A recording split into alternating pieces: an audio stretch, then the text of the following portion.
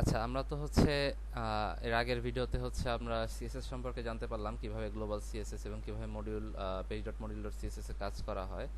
তো normally CSS হচ্ছে আপনার ইন্টারনাল এক্সটার্নাল এবং হচ্ছে ইনলাইন সিএসএস এর মাধ্যমে আমরা নর্মাল যেই এইচটিএমএল সিএসএস গুলো কাজ করে থাকতাম আগে ওইভাবে এখানেও করা যায়। ঠিক আছে?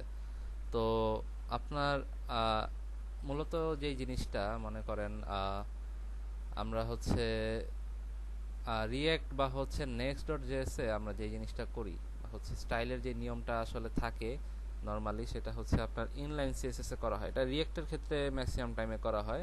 নেক্সট আসার পরে এই জিনিসটার দরকার হয় না, এই জিনিসটা আপডেট হয়ে গেছে। তবে রিয়্যাক্টে অনেক সময় দেখা যায় এক্সটার্নাল বা ইন্টারনাল সিএসএস ওইভাবে সরাসরি কাজ করে না বিধায় ইন্টারনাল ইনলাইন সিএসএসটাতে বেশি গুরুত্ব বা বেশি আপনার প্রায়োরিটি দেওয়া হয়েছিল। তো এখন যেহেতু আমরা নেক্সট করতেছি, তো নেক্সটে হচ্ছে নর্মালি আমাদের ইন্টারনাল সিএসএস বা ইনলাইন সিএসএস এর প্রয়োজন হয় না। এক্সটার্নাল সিএসএস আমরা সবকিছু করতে পারি এবং সবকিছু ভালোভাবেই সাপোর্ট করে। তারপরেও আমরা জেনে নিব যে আমাদের অনেক সময় কাজের ক্ষেত্রে আমাদের ইন্টারনাল বা ইনলাইন সিএসএস এর প্রয়োজন হয়। নর্মালি হচ্ছে ইনলাইন সিএসএসটা আমরা মানে আজকে যেইভাবে দেখব সেটা হচ্ছে আমরা মূলত ইনলাইন সিএসএসটা দেখব। ঠিক আছে? তো ইনলাইন সিএসএসটা আসলে কিছুই না, আমরা যেরকম এইচটিএমএল সিএসএস এর মধ্যে করতাম যে একটা ট্যাগের মধ্যে স্টাইল অ্যাট্রিবিউটের মধ্যে যেরকম আমরা লিখে দিতাম এখানে ব্যাকগ্রাউন্ড মেইন বিয়ে সি কে ব্যাকগ্রাউন্ড কালার এখানে যেমন রেড দিয়ে দিতাম। জিনিসটা অনেক এরকমই, ঠিক আছে? বাট এইখানে এইভাবে দিলে দেখেন যে এই জিনিসটা হচ্ছে একটা আমাকে ইরর দেখাচ্ছে। ঠিক আছে? যে স্টাইল প্রপার্টির এটা হচ্ছে mapping for style property value, এটা একটা স্ট্রিং নাকি এটা বুঝতে পারতেছে না। ঠিক আছে? তো যে কারণে জেএসএক্স এর মধ্যে স্টাইল প্রপার্টিতে এইভাবে এই এই যে এই ইনভার্টেড কমা এইভাবে দেওয়া যায় না। ঠিক আছে? তো এইভাবে যেহেতু দেওয়া যায় না, তো এখানে আমাকে দেখাচ্ছে যে আপনার এই যে ব্যাকটেক দেওয়ার জন্য। তো ব্যাকটেক যদি আমরা দেই, দেখি তো ব্যাকটেক দিয়ে কাজ হয় কিনা। ধরেন এখানে ব্যাকটেক দিয়ে আমার অলরেডি ইরর চলে আসছে, দেখতে পাচ্ছেন? কারণ হচ্ছে আমার অলরেডি এইখানে একটা নেওয়া আছে এবং ব্যাকটেক স্টাইলে কাজ হবে না, কারণ আমাকে স্টাইল এটা হচ্ছে একটা ভ্যালু, একটা প্রপার্টি কি, ডিফল্ট কি, যেটার ভ্যালু হচ্ছে আমাকে এইভাবে এই সেকেন্ড ব্র্যাকেটের মধ্যে কার্লি ব্র্যাকেটের মধ্যে লিখতে হবে। ঠিক আছে? তার মানে আমি যদি এখন এই ইনলাইন সিএসএস হচ্ছে যদি আমার আগের এইচটিএমএল এর মতো করতে যাই তাহলে সেটা হচ্ছে না। ঠিক আছে? তো এইটা করার আসলে এইভাবে এটা করে না, এটা করার একটা সিস্টেম আছে। তো সিস্টেমটা কি এখন এটাই আমরা দেখব। ঠিক আছে? তো চলেন আমরা দেখি সিস্টেমটা কি। আমাকে প্রথমে যেটা করতে হবে, আমাকে এখানে একটা আমি ভ্যারিয়েবল পাস করব কনস্ট নিয়ে। আমি হচ্ছে স্টাইল নামে একটা ভ্যারিয়েবল আমি নিলাম, স্টাইলস। এখানে আমরা হচ্ছে অবজেক্ট পাস করব। ঠিক আছে? অবজেক্ট পাস করব কি, এখন আমরা হচ্ছে যে অবজেক্ট পাস করব এই অবজেক্টের মধ্যে আমাদের মূলত ডিজাইনগুলো থাকবে। এখন হচ্ছে মনে করেন আমি এখানে দিলাম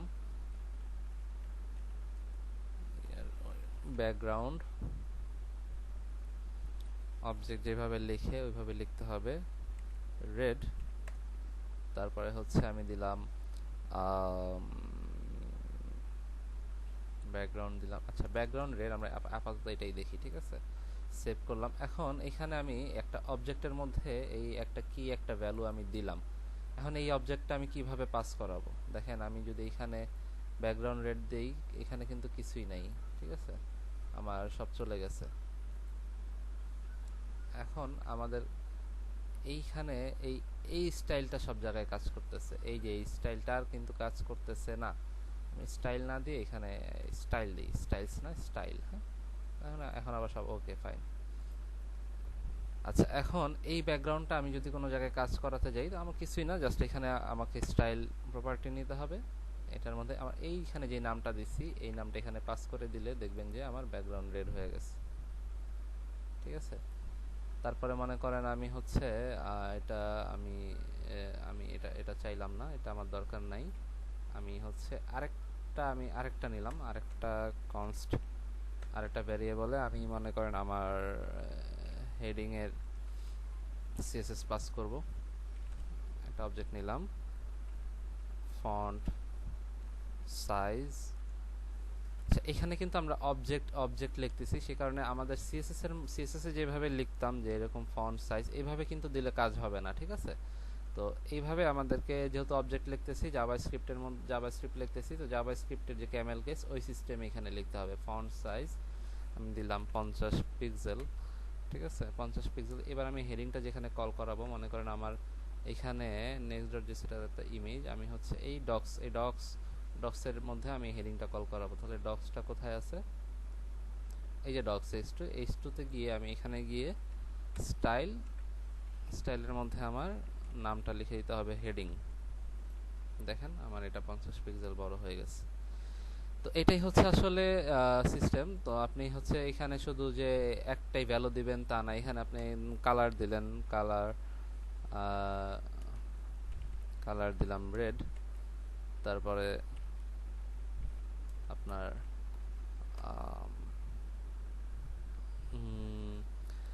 আরো ডিজাইন মনে করেন দিলাম হচ্ছে মার্জিন টপ দিলাম 50 পিক্সেল, সরি 50 পিক্সেল। তো এরকম হচ্ছে আমরা সব ডিজাইনগুলো একসাথে দিতে পারবো। দেখেন কালার রেড হয়ে গেছে, উপর থেকে 50 পিক্সেল নিচে নেমে আসছে, ঠিক আছে? আরো যা যা ভ্যালু আছে, আরো যা যা সিএসএস এর প্রপার্টিস আছে, আমরা সব এখানে ইউজ করতে পারবো একটার মধ্যে, ঠিক আছে? তো মনে করেন এখানে যে এই হেডিংটা হচ্ছে একটা ক্লাস, আমরা যেরকম একটা ক্লাসের মধ্যে এখানে যেমন ধরেন গ্লোবালে একটা এইরকম এই যে একটা ক্লাস নেমের মধ্যে যে ডেপ্লয় হেডিং এর মধ্যে যেমন আমরা রেড নিয়েছিলাম, ঠিক আছে, এরকম জাস্ট এই একটা ক্লাস নেমের মধ্যে আমরা যারা আরো অনেক অনেক প্রপার্টি নিতে পারি। তো এরকমই হচ্ছে ওইখানে সিস্টেমটা, আর কিছুই না। তো এটা হচ্ছে আপনার ইনলাইন সিএসএস হিসাবে কাজ করবে। এটা কিভাবে আপনি দেখবেন, এখান থেকে যদি আপনি ইন্সপেক্ট করলে দেখতে পারবেন এখানে স্টাইল দেখেন, font size 50 pixel, colour red, margin top 50 pixel, এটা ইনলাইন সিএসএস আকারে এখানে বসে গেছে, এখানে বুঝতে পারছেন? তো আর কিছুই না, এটা হচ্ছে আমাদের next.js বা হচ্ছে react.js এর মধ্যে ইনলাইন সিএসএস করার একটা সিস্টেম। তো আজকে আমরা জানতে পারলাম যে হচ্ছে সিএসএসটা আপনি ইনলাইনে কিভাবে করবেন। এটা হচ্ছে আমাদের ইনলাইন সিএসএস এর সিস্টেম। ধন্যবাদ, আসসালামু আলাইকুম।